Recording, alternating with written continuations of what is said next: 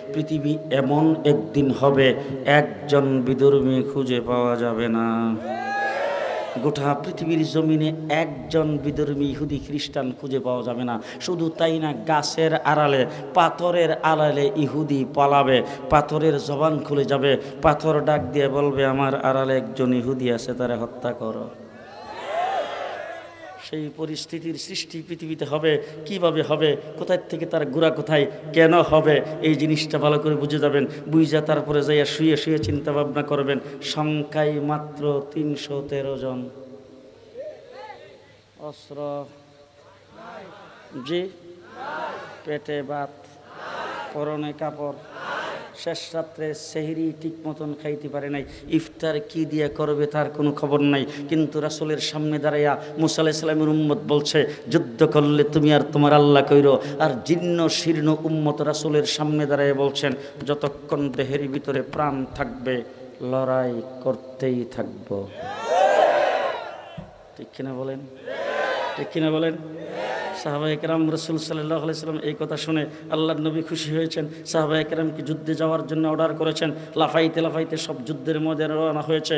রাসূল সাল্লাল্লাহু আলাইহি সাল্লাম দেখলো সর্বনাশ, আমার মতো মেরাইটটা জিরা হিডে হইছে, রুগ্ন জিরা হিডে হইছে, আতুল লুলা ল্যাংরা একটাও বাকি নাই। ছোটো ছোটো বাচ্চারা পর্যন্ত লাফাইয়া যুদ্ধের ময়দানের দিকে যাওয়া শুরু করেছেন। আল্লাহর নবী ডাক দিয়ে থামো থামো থামো, এটা যুদ্ধের ময়দান, তাবলিগ জামাত না, মসজিদে বসে বসে জিকির করা না, সেখানে যে লড়াই করা লাগবে, সেখানে যে শক্তি প্রয়োগ করা লাগবে। সুতরাং কাঁথার সোজা করে দাঁড়াও, একজন একজন করে মাপ দিয়া চেকিং করে যারা মাপে পড়বে তাদেরকে নেওয়া হবে।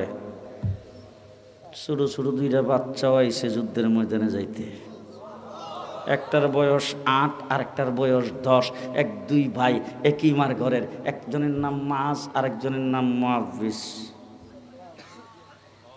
দুই ভাই যখন রাসূল বলছেন কাতার সোজা করে দাঁড়াও, এক ভাই আরেক ভাইয়ের দিকে তাকায়, ধরাটা খেয়ে গেলাম রে।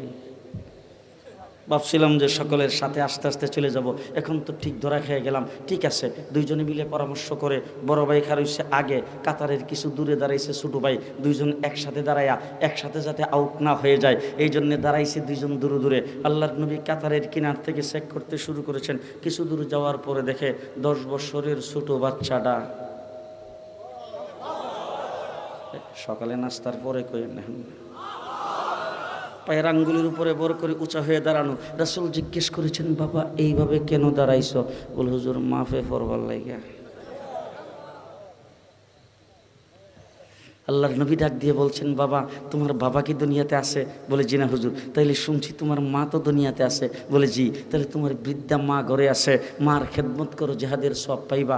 বাচ্চাটা চোখের পানি ছেড়ে দিয়ে ডাক দিয়ে বলে, হুজুর আমার মাকে আপনার কাছ থেকে যুদ্ধের ঘোষণা শুনে আবু জাহেল মদিরে আক্রমণ করতে আসতেছে, এই কথা শুনে আমরা বাসায় বাড়িতে গিয়েছি, যেয়ে দেখি মা ঘরের ভিতরে বসে যার জার হয়ে কাঁদতেছে, মার গাল বেয়ে বেয়ে পানি ঝরতেছে। মাকে জিজ্ঞেস করলাম, মা কি জন্যে কাঁদো, কাঁদার কারণ কি? মা ডাক দিয়ে বলছেন, বাবা আজকে যদি তোর বাবা দুনিয়াতে জীবিত থাকতো তাইলে আল্লাহর নবী আবু জাহেল আসতেছে মদিনে আক্রমণ করার জন্য, আল্লাহর নবী যুদ্ধ করতে যাবে, আমি তোর বাবাকে আল্লাহর নবীর সাথে যুদ্ধে পাঠায়া হাসরের ময়দানে মুজাহিদের স্ত্রী হিসাবে উঠতে পারতাম। তোর বাবা তো দুনিয়াতে নাই, আজকে যদি তোরা নওজোয়ান হইতে তোদেরকে যুদ্ধের ময়দানে পাঠায়া হাসরের ময়দানে মুজাহিদের মা হিসেবে উঠতে পারতাম, কিন্তু তোরাও নওজোয়ান নাই, এই জন্য কি দিয়ে সাহায্য করব? বুক ফাটা কান্না আসতেছে, মায়ের চোখের পানি মুছে হুজুর যুদ্ধের ময়দানে যাওয়ার জন্য মার কাছ থেকে বিদায় নিয়ে এসেছে। রাসূল বলেন, তোমার মা তোমাকে বিদায় দিয়েছে? বলে জি হুজুর। আল্লাহর নবী বলেন, ঠিক আছে চলো। বয়স কত?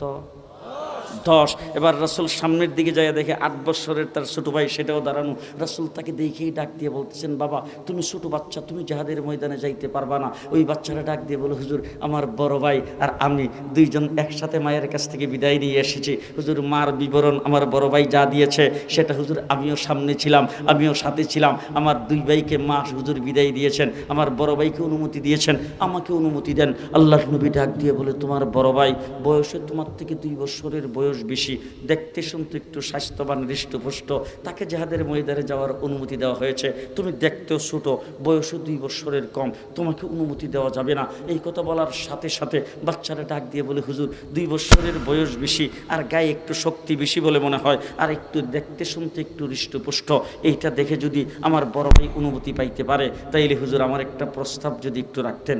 রাসূল বলেন, কি প্রস্তাব? বলে, হুজুর বড় ভাইয়ের সাথে আমাকে একটু কুস্তি লড়ান, যদি কুস্তি লইরা হারাইতে পারি আমাকে নিবেন কি না? রাসূল বলেন, তুমি তোমার বড় ভাইকে কুস্তি লইরা হারাইতে পারবে? বলে, হুজুর যদি পারি। আল্লাহ নবী বলছেন, ঠিক আছে আসো। 2 জনকে একসাথে খাড়া করেছেন। এবার ছোট ভাই বড় ভাইয়ের চোখের দিকে তাকায়া চোখের ইশারায় ডাক দিয়ে বলছেন, ভাই আসলে তোমার গায়ে শক্তি বেশি, তুমি 2 বছরের বয়স বেশি, তোমার গায়ে শক্তি বেশি, তুমি যদি আমাকে শক্ত করে ধরো তাইলে কি আমি তোমার সাথে পারবো? ঘুমাইছে? তুমি যদি শক্ত করে ধরো তাইলে কি আমি তোমার সাথে পারবো? ও ভাই তুমি নরম হাতে ধরবা, আমি যখন ধাক্কা দেওয়ার সাথে সাথে তুমি ইচ্ছা করে নিচে পড়ে যাইবা। চুক্তিপত্র হয়ে গেছে, ছোট ভাই বড় ভাইকে ধরছে, বড় ভাই ছোট ভাইকে ধরছে, প্রথম ধাক্কা দিয়েই ছোট ভাই বড় ভাইকে নিচে ফেলাই দিয়া লাফ দিয়ে ওইটা বলে, হুজুর আল্লাহর নবী কয় চলো। সংখ্যায় কত? 313 জন অস্ত্রবিহীন 1000 অস্ত্রওয়ালাদের সামনে আল্লাহর নবী মাঠে নামিয়ে দিয়া আল্লাহর দরবারে হাত উত্তোলন করেছেন। ডাক দিয়ে বলছেন, আল্লাহ এই 313 জন আমার জিন্দিগির ফসল।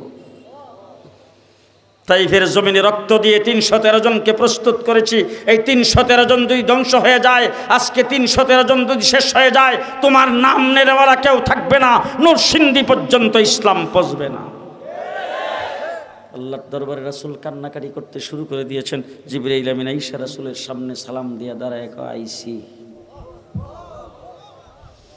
আল্লাহর নবী জিজ্ঞেস করেছেন, আইসো না ফাটাইছে? বলে, ফাটাইছে দেখি তো আইসি।